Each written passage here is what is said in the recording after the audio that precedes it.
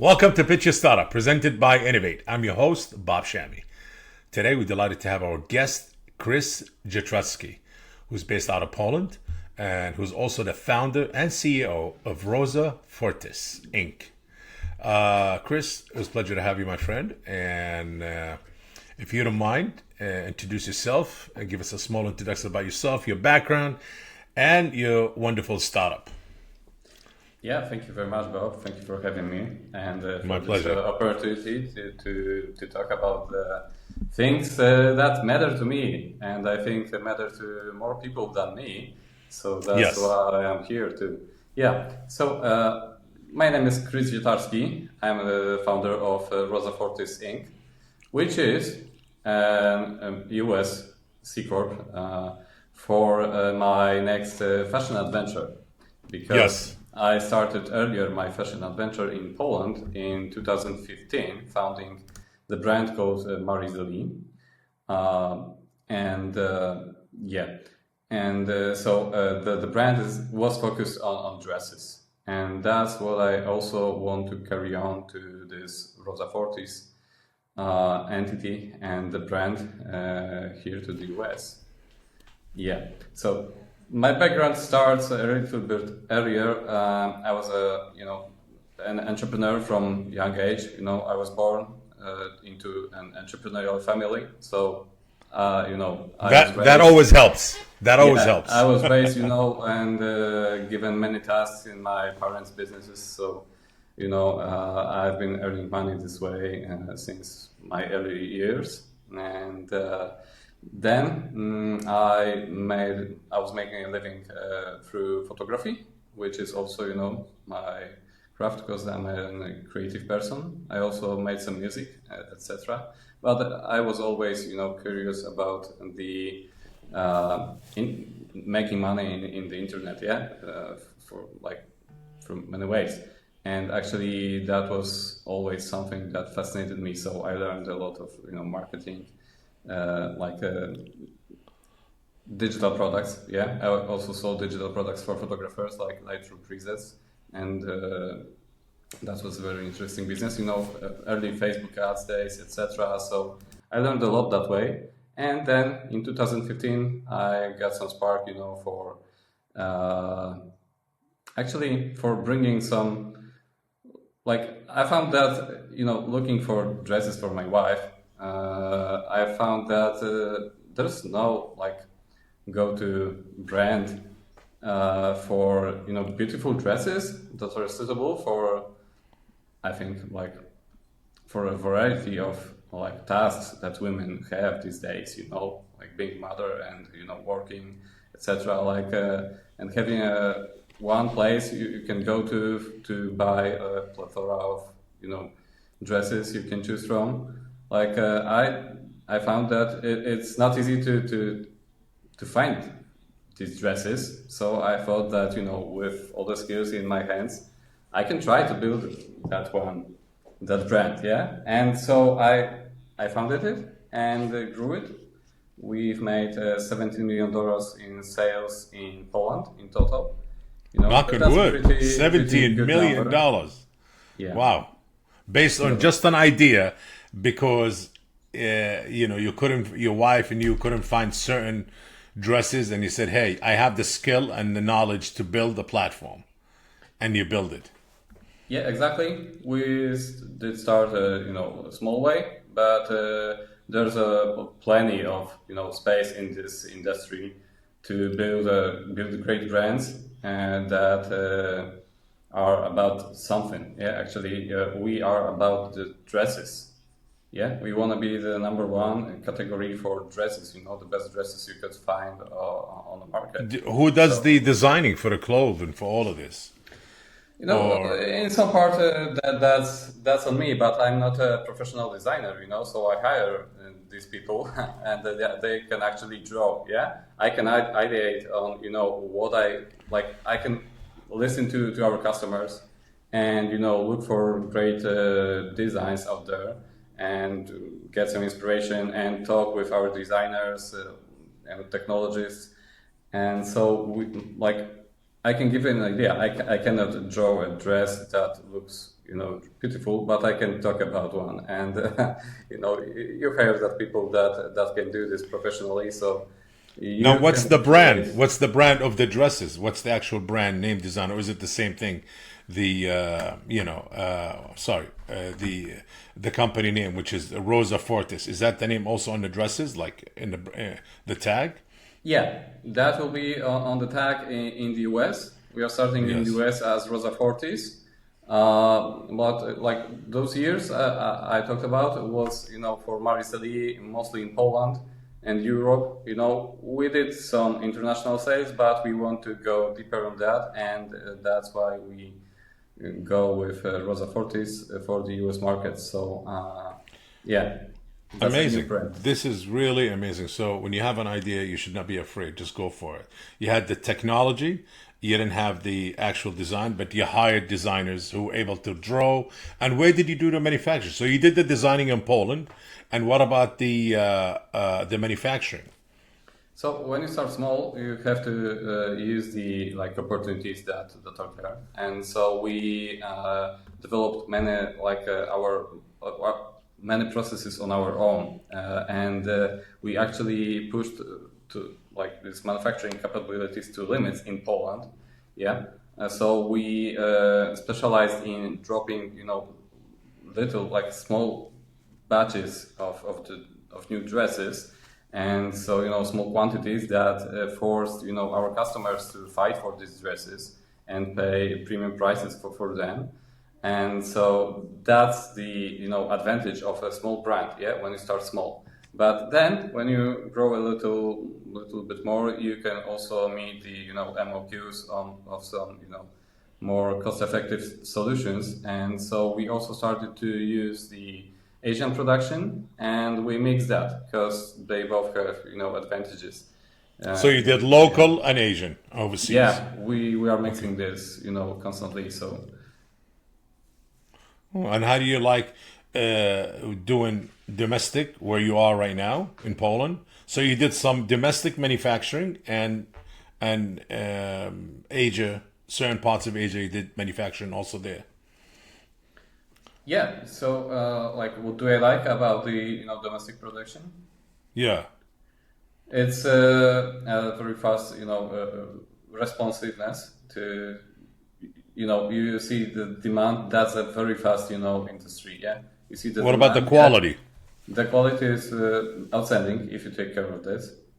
But in Asia you can also get this, but not for everything. Yeah, if you have more complex products like the woolen coats, trench coats, or more intricate designs for higher quality fabrics, like silk dresses, something like that. That's better done, locally and in small batches. Again, and this way you can introduce, a huge variety in products, which is very attractive for Are women you one of the in only fashion. companies that actually design, make, manufacture in Poland for women dresses and other clothing? Oh, of course not. But we started to be the best, and actually, many people got curious about what's the secret to our success, to our fast growth. And what's the secret? Please. I think these are many secrets, but mostly, mixing the operational excellence in, responsiveness to the demand and custom processes, and that we started in 100% e-commerce environment. We didn't start with any retail, so that's also an advantage because we were more, even more responsive. Yeah, if you got retail in the mix, you got some inertia there, yeah, in the system. But if you get if you got only the one store with e-commerce and inventory, yeah, in one place, you could move fast, and you have to use that to your advantage. Yeah, that's how you Amazing. create this. Amazing. Congratulations on the success. Now, let's go back a bit when you started the company and the idea. Obviously, as a tech person, so you had the advantage. It's like, hey, you know what? I got 50% of it. solved because I want it to be strictly digital, online. And I got the platform, I'll create the ordering system, the whole thing with your tech background. Did you, to expand to the other half, which is obviously the designing, the manufacturing, even if it's done local, people's homes, the warehousing, the shipping, all of that, which could be done from the kitchen table in the beginning, obviously, or your living room. But did you have to raise any money, or you kind of did everything, as they say, bootstrap, self-funded, you and your wife? Yeah, so basically at the beginning, for the MVP to test the waters, I started bootstrapping, but you can't go very far with that in that business because, each collection costs, tens of thousands in dollars. Yeah, you pretty fast go to the hundreds of thousands, and you need some working capital for that. Yeah, so I also moved the brand to the joint stock company in Poland. And we raised $1.3 million in equity, and Amazing. also they It was all local money. All the funding was from local investors in Poland. mostly. Yeah, we got some, abroad, like investors, like even from the US. One of our influencers from the United States got invested in this brand, so. That's also how we, got into the idea of setting up a separate company in the US for further growth. Now, the company that we introduced earlier, which is ROSA Fortis Inc., that's the U.S. brand or the U.S. Yes. branch. Yes. Which one? What's the name of the Polish brand or the Polish? The Polish brand is called Marizeli. Mari Zeli. Okay. Yeah, Marizeli is French. Oh, okay, Maurice Ali. Okay, amazing. So but they both produce the same product. So Rosa Fortis is the holding U.S. company, and the brand is Maurice Ali. Somehow, no. Yeah, we we will start as Rosa Fortis, and the brand Rosa Fortis will sell in the US, and then we'll get to Rosa Fortis, which is. It is an independent, company founded by me also, but it will invest in Marizeli back in Poland at some later stage. And become the holding company then, because it will become the plan is for it to become the majority shareholder in this Polish company. I see.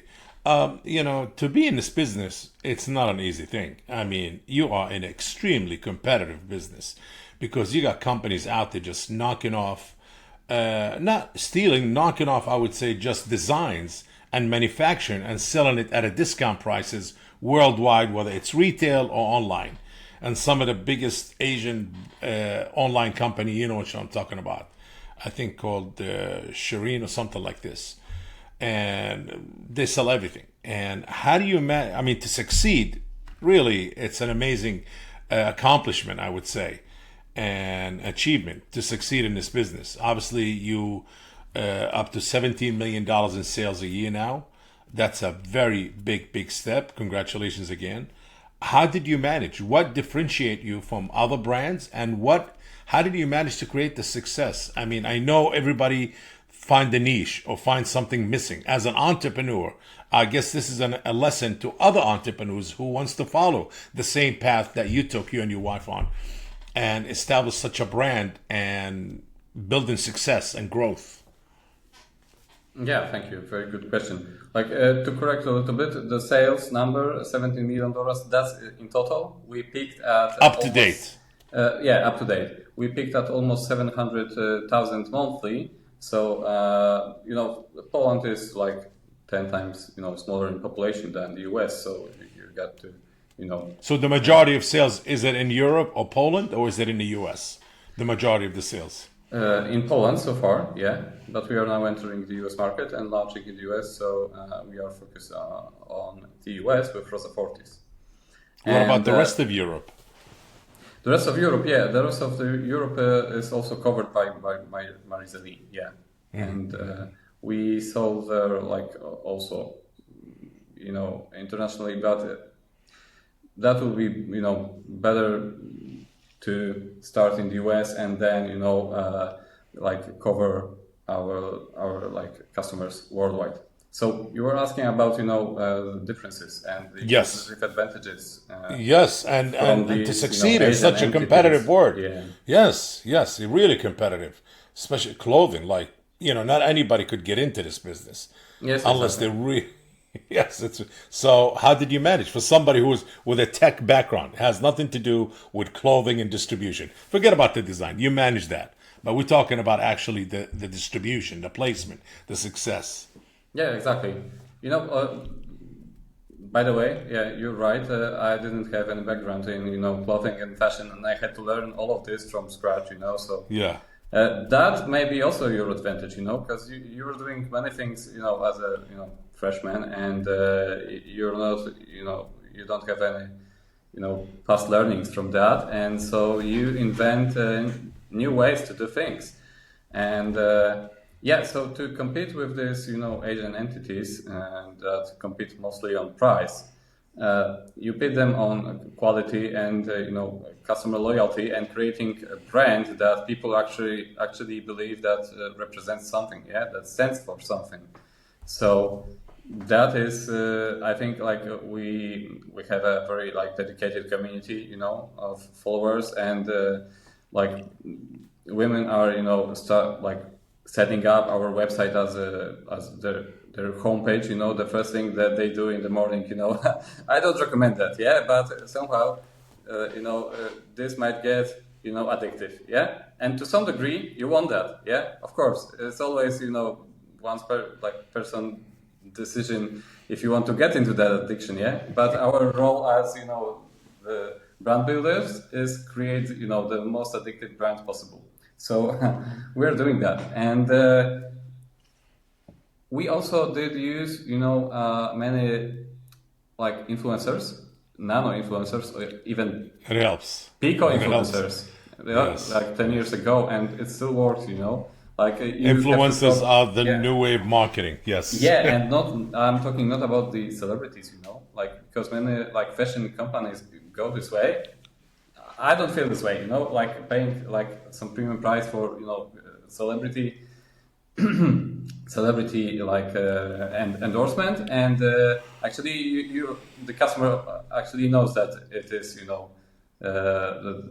that the celebrity It's is endorsement. probably, yeah, that's an Yes. endorsement, and she will get another dress the next day and the next day, yeah, and she's not that into brand, yeah. But if you Yeah. talk about the smaller influencers, just a few thousands of following, they Yeah. are like they More are like powerful. legitimate people, yeah, and people trust them, yeah. So if they are into the brand, they love the brand, they are far more convincing, And if you can get processes to like to get hundreds of these influencers on board, yeah, you're onto something, and you can Correct. create a great like following and dedicated community around the brand. Great. Great. This is really amazing. Unbelievable. And how old is the brand right now? So Rosa Fortis is fresh. We are just launching in the US. We are working on our website. We are after first photo shoot for our first collection for the US, and so we expect to launch in coming weeks. But the Barizeli brand was founded in 2015, but started in 2016. So it will be 9 years old The US this year. brand is going to be available at retail outlets, brick and mortar, or is it going to be strictly digital online? We'll get there. Yeah, we want to, to grow, but you have to start somewhere. Yeah, so we will start with, just in e-commerce, but we are looking for the partners. That's a matter of, having one capable person that could handle, the retail growth, and we are totally open to that. Yeah, and partnerships, etc. But we will start with e-commerce presence. And for the US market, the manufacturing and the warehousing will be done in the state or will be still coming from Poland? The manufacturing will come from Poland and Asia in the beginning, and the warehousing will be done in the US. So we could actually compete, with the US companies and Yes, send immediately to our customers. Yeah, that's the absolutely. whole Yeah. point of that, of being in the US. Amazing on the expansion. What's I would say, what is next? Are you guys looking to raise more money, or you pretty much now whatever you're generating, you're investing back in the U.S. branch? Yeah, so we are looking to close our first round, which is open for $500,000. We are almost 40% into that, and we want to close that, and that will let us, establish the regular operations for the US. So that's the goal. Yeah. Well, you raised money before, so you have no problem raising 500,000. And you have a track record of success, which investors love that. A track record of somebody not just walked in and say, hey, I want to, you've been in the business for 9 years, you've proven, your formula of success is proven, or is a proven formula of success, properly said, yes. Amazing. So right now you're looking to raise about $500,000, and that's equity. Whoever invests, they get equity in the U.S. brand, in the U.S. company, which is, we'll say it again, ROSA FORTIS Inc. Yes. So, anything else? What's the future hold? What are you looking to do once you raise? Then are you going to open an office in the U.S.? Yeah, so for this $500,000, we'll establish, as I said, regular operations, and we'll drop regular collections into the US store, which is the engine for creating the demand. Yeah, we actually that's our solution to growing sales. Yeah, we learn to drop products almost each day, and that's how women get addicted to our brand. You guys looking to do any retail flagship store in the U.S. or in Poland? Like, hey, this is our first retail store, like your own boutique. Yeah, sure. We would love to. We have opened a flag store boutique in Poland just before the pandemic hit. Yeah, so we will get back to that. But we want to cover the retail presence, but probably not within that first round. Yeah, we want to launch the next rounds for right now. I estimate that we need $3 million to reach our potential at this stage. Yeah, so the first round is closing at $500,000, but we'll go there, and probably next year we could do some retail presence. Yeah, but it all depends. If we get a decent partner in that, and we want to also use outsourcing and partner with people who are capable of delivering these things. So that's just a matter of delivering the product to the right place, and we can also cover some retail presence faster. Yeah, if we get an opportunity. I see. So the goal is really to raise up to $3 million, but you're starting with $500,000. Amazing. Yes. And Kris, what an advice that you would give to any entrepreneur like yourself, because you're a true entrepreneur, obviously, you're self-funded, you had an idea, you went to something you had no business being in it. If you told me, hey, Bob, I pretty much set up platform for online and that's my thing, I'd say, great. And my partner was a designer, but you just went for the whole thing. No fear. You put your fear aside and you said, hey, you know what? I see a gap there and I want to fulfill that gap. It's a pretty, I would say, challenging gap you went for. Clothing, women, dresses, clothing, which is, as it is, it's extremely competitive market. What advice you would give for any entrepreneur, young, old, who want to take that path? Because a lot of people say, hey, the fashion business is saturated. I cannot compete in it. And here you are. You're coming out of the tech business and you're rising up in the fashion business. Yeah, exactly. Like what I can tell, there's more business than just the tech, it's not all about AI. You can take AI and all the technology and apply it to something you find meaning in. Yeah, I find meaning in bringing more beauty and femininity to the fashion business, because I see clearly it's lacking some of these qualities. So just have the courage, to take these capabilities and create something that has a value to you, and you see that Yes. might be valuable to others too. Yeah, because there's Absolutely. more to life than just the tech industry. Yes. Tech is great, yeah, Yes, but absolutely. it is for something. It has its purpose actually. Kris, if somebody wants to get a hold of you, how can you reach you? They want to invest, they want to get on the board of directors of ROSA FORTIS or the Polish brand or the Polish operation, either or. How can they get a hold of you?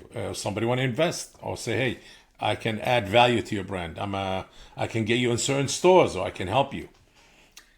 Yes, thanks. So probably that would, if you type into Google Rosa Fortis, Kris Zietarski, or Marizeli, you can find me also on LinkedIn. Yeah, and I believe also, Bob, that you will provide some links where it's possible. Yeah, Yes, and yes. Just provide us with all the links, yeah. and So once we air it, we'll have it there. Absolutely, for our viewers and potential investors, for you, Kris, because it's pretty much really I would say, a very inspiring story. I do interview a lot of people, but this is kind of very unique because you went from something that you know to something niche, and usually most fashion designers are born into it. It's like, yes, I've been sewing since I was 10 years old. My mom, my grandma, we had a sewing machine, and my mom sewed everything. Or my dad, it doesn't matter, male, yeah, female, I whoever. heard that But also. yes, yes, That's yes. not This is mine. really the typical classic story of fashion designers. And they go to fashion school, and from there they do it. But yours is a bit different. And that's, I think, the what makes the world of entrepreneurship is a very unique path, because you never know, it's you follow your passion and your vision. Obviously you've seen a vision and you followed it, and it became a passion. So I mean, fashion. Your passion is always was being an entrepreneur, being successful, and never afraid. But that's what you've done. Yeah, that's right. Thank Okay. you. Anything else you'd like to share before we say goodbye to our audience or viewers and followers on Pitch Your Startup? Anything you want to mention? Our store will soon launch at rosafortis.com, and so you may also find us there. Amazing. Well, I was going to say thank you for joining us on this episode of Pitch Your Startup.